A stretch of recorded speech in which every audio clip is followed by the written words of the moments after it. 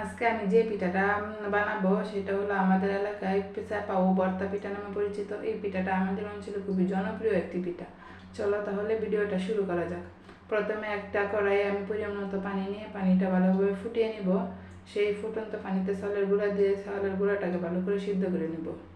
এই পিঠার মেন উপকরণ হলো ভর্তা। ভর্তার জন্য আমি কাঁচামরিচ, পেঁয়াজ, রসুন ও বাঁশপাতার চাপা নিয়ে নিলাম। এগুলাকে এখন আমি তাওয়াতে দিয়ে ভালো করে ভেজে নেব। এই তো আমি কাঁচামরিচগুলো, রসুনগুলা এগুলোকে আগে ভেজে নেব, পরে চাপাগুলোকে ভেজে নেব। এই যে দেখো নেড়ে চেড়ে আমি মরিচ এবং রসুনগুলোকে ভেজে নিচ্ছি। এখন আমি ভর্তাটা বানিয়ে নিব। দেখো ভর্তা বানানোর জন্য আমি শিলপাটার মধ্যে মরিচ এবং রসুনগুলো দিয়ে দিলাম। তোমরা চাইলে এটা ব্লেন্ডারও ব্লেন্ড করে নিতে পারো, কিন্তু আমার মনে হয় শিলপাটার মধ্যে ভর্তাটা বাটলে ভর্তাটা খেতে সবচেয়ে বেশি ভালো লাগে। এখন লবণ মাখিয়ে আমি ভর্তাটা বাটিতে উঠিয়ে নিব। এখন পিঠা বানানোর জন্য অল্প পরিমাণে ডো হাতে নিয়ে 2 আঙ্গুলে চেপে চেপে একটা বাটির শেপ দিয়ে দিব। এই পিঠাটা বানাতে 2টা করে বাটি শেপ লাগে। দেখো একটা আমার বাটি শেপ হয়ে গেছে। এখন আবার আরেকটা বাটি শেপ বানিয়ে নিচ্ছি।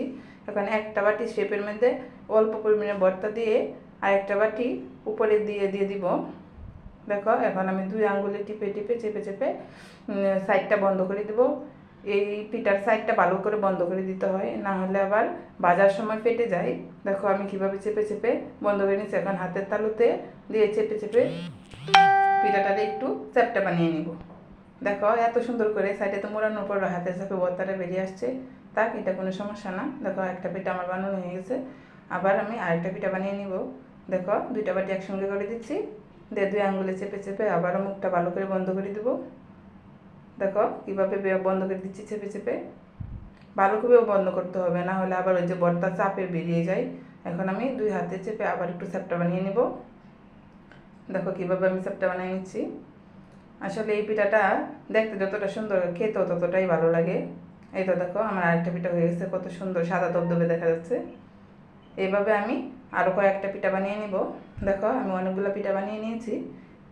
এই পিঠাগুলো এখন আমি ভেজে নেব। গরম তাওয়ায় একে একে সব কয়টা পিঠা দিয়ে দিলাম। এই পিঠাটা হয় কি খুবই অল্প আঁচে ভাজতে হয়। বেশি আঁচে ভাজলে হয় কি পিঠাটি উপরে পুড়ে যায়, কিন্তু ভিতরে হয় না। ভিতরে কাঁচা থেকে যায়, উপর দিয়ে পুড়ে যায়। আর এই পিঠাটা মুসমুসে করতে হলে অবশ্যই লো হিটে ভাজতে হবে। এই তো দেখো আমি কত সুন্দর করে উল্টে পাল্টে লো হিটে ভেজে নিচ্ছি।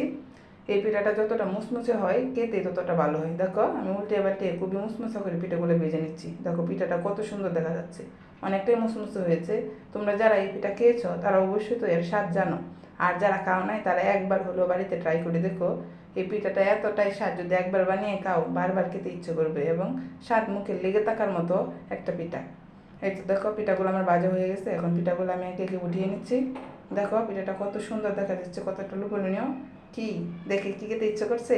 যদি ইচ্ছে হয় তাহলে একবার বানিয়ে খেয়ে দেখো। এই তো দেখো আমি একটা পিঠা তোমাদের খেয়ে দেখাচ্ছি। আশা করি ভিডিওটা ভালো লেগেছে।